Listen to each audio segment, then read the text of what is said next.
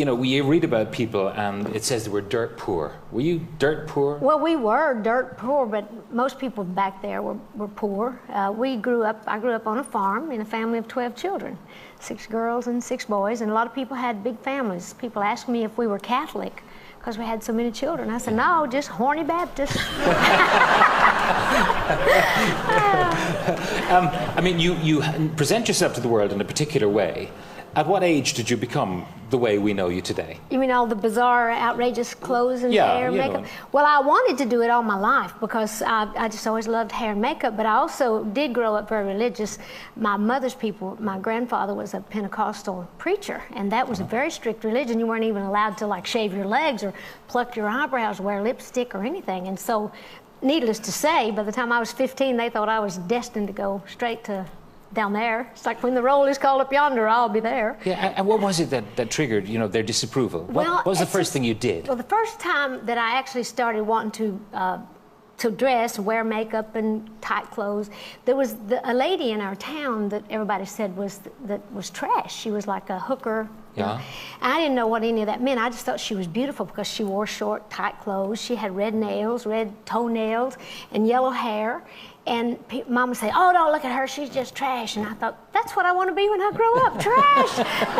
But actually, I just thought she was beautiful. And so I was about 15 years old. As soon as I started making a little bit of money, so I could go to the drugstore to buy some peroxide to color my hair, started doing that. But it was just my way, a country girl's idea of what glamour was. So it came from a sincere place, and I still enjoy painting and powdering and looking artificial, but hopefully people know that I'm totally real. I just look totally artificial. Have you, this is a very delicate question, but have you had any work done? Well, I'll have anything done I need to. If I see something dragging, sagging, and bagging, I just go fix it. I said, could you lift that up a little? Hey, I'm a showgirl.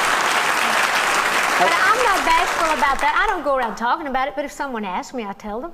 So, you know, I've been at it a long time, and I truly do look at myself like a show horse or like a show dog. You got to keep them up, you know. Yeah. So I kind of have to be responsible for the way I look. I remember Cindy Crawford remarked one time that, you know, people say you look fabulous, and she says, do you realize how long it takes me to become Cindy Crawford in the mornings? Yeah, that's true. I always have, my favorite line is to, you know, when I talk about making money, I said, you know, I need to make a lot of money because it would amaze you to know how much it costs to make a person look this cheap.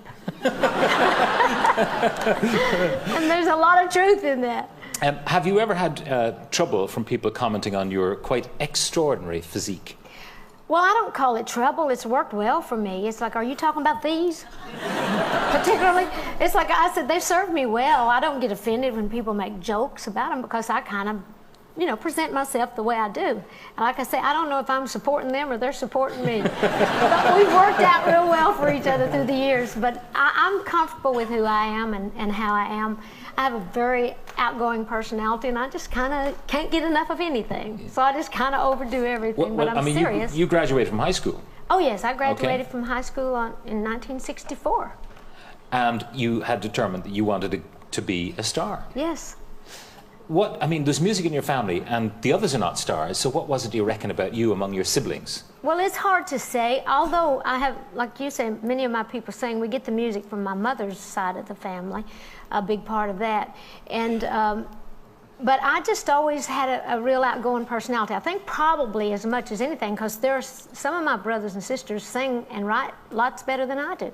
But I also had this personality that enjoyed people. I was never afraid of people. I would just kind of get out there and hang myself if I had to you know, just jump in the water. So probably as much as anything, it's just that I had a more outgoing personality and was at the right place at the right time. You met your husband on the very first night out in Nashville?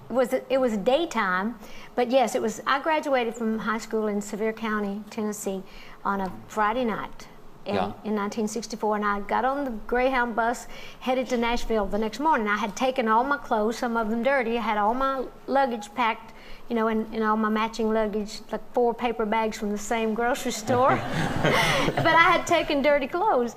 And so I went into this little laundromat. It was called the Wishy Washy Laundromat. And my husband, I went outside while my clothes were washing. And I was just walking around, just looking around, and here comes this good-looking guy, and he pulls over, we start talking, and 2 years later, we were married, and it's been wishy-washy ever since. For 38 years we've been together, 36 years we've been married. That's kind of a unique situation in showbiz, yeah. What's the secret? I stay gone. Long separations is always good for a marriage. But no, actually he's my best friend, and we're not in the same business. We have just enough stuff in common to really enjoy each other, but we're different enough to where it really makes it interesting. Yeah.